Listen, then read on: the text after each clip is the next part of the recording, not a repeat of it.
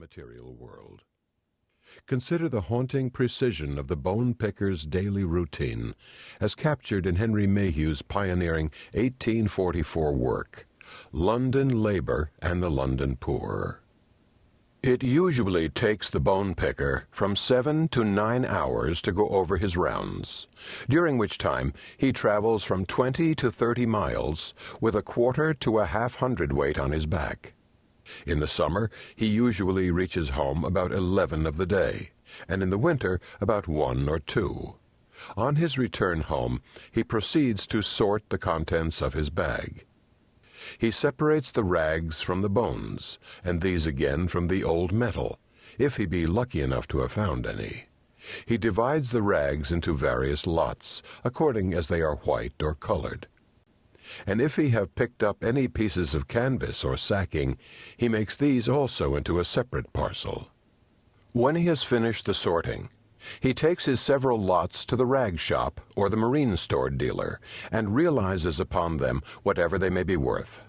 For the white rags he gets from 2d to 3d per pound, according as they are clean or soiled. The white rags are very difficult to be found. They are mostly very dirty, and are therefore sold with the colored ones at the rate of about £5 for 2d.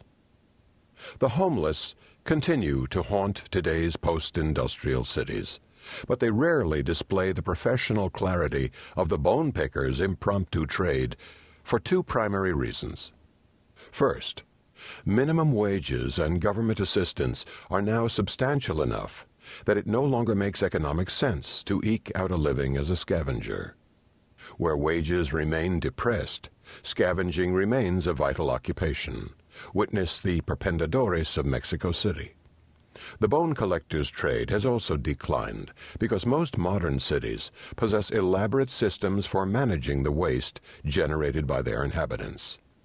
In fact, the closest American equivalent to the Victorian scavengers, the aluminum can collectors you sometimes see hovering outside supermarkets, rely on precisely those waste management systems for their paycheck.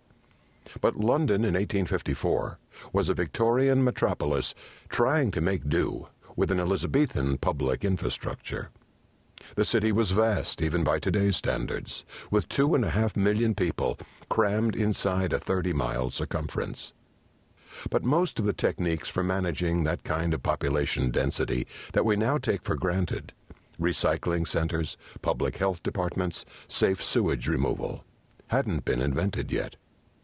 And so the city itself improvised a response, an unplanned organic response to be sure, but at the same time a response that was precisely contoured to the community's waste removal needs. As the garbage and excrement grew, an underground market for refuse developed, with hooks into established trades.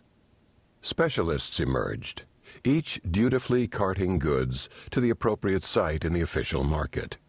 The bone collectors selling their goods to the bone boilers, the pure finders selling their dog shit to tanners, who used the pure to rid their leather goods of the lime they had soaked in for weeks to remove animal hair. A process widely considered to be, as one tanner put it, the most disagreeable in the whole range of manufacture. We're naturally inclined to consider these scavengers tragic figures, and to fulminate against a system that allowed so many thousands to eke out a living by foraging through human waste. In many ways, this is the correct response. It was, to be sure, the response of the great crusaders of the age, among them Dickens and Mayhew. But such social outrage should be accompanied by a measure of wonder and respect.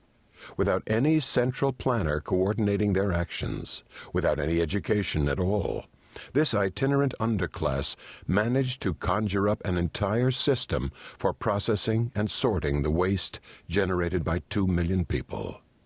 The great contribution usually ascribed to Mayhew's London Labor is simply his willingness to see and record the details of these impoverished lives. But just as valuable was the insight that came out of that bookkeeping once he had run the numbers. Far from being unproductive vagabonds, Mayhew discovered these people were actually performing an essential function for their community. The removal of the refuse of a large town, he wrote, is perhaps one of the most important of social operations, and the scavengers of Victorian London weren't just getting rid of that refuse, they were recycling it. Waste recycling is usually assumed to be an invention of the environmental movement, as modern as the blue plastic bags we now fill with detergent bottles and soda cans. But it is an ancient art. Composting pits were used by the citizens of Knossos in Crete 4,000 years ago. Much of medieval Rome was built out of materials pilfered from the crumbling ruins of the imperial city. Before it was a tourist landmark, the Colosseum served as a de facto quarry. Waste recycling, in the form of composting and manure spreading, played a crucial role in the explosive growth of medieval European towns. High-density collections of human beings, by definition, require significant energy inputs to be sustainable, starting with reliable supplies of food. The towns of the Middle Ages lacked highways and container ships to bring them sustenance, and so their population sizes were limited by the fecundity of the land around them. If the land could grow only enough food to sustain 5,000 people, then 5,000 people became the ceiling. But by plowing their organic waste back into the earth, the early medieval towns increased the productivity of the soil, thus raising the population ceiling, thereby creating more waste and increasingly fertile soil. This feedback loop transformed the boggy expanses of the Low Countries, which had historically been incapable of sustaining anything more complex than isolated bands of fishermen, into some of the most productive soils in all of Europe. To this day, the Netherlands has the highest population density of any country in the world.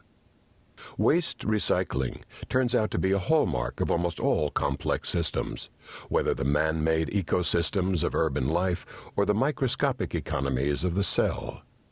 Our bones are themselves the result of a recycling scheme pioneered by natural selection billions of years ago. All nucleated organisms generate excess calcium as a waste product. Since at least the Cambrian times, organisms have accumulated those calcium reserves and put them to good use, building shells, teeth, skeletons. Your ability to walk upright is due to evolution's knack for recycling its toxic waste. Waste recycling is a crucial attribute of the Earth's most diverse ecosystems.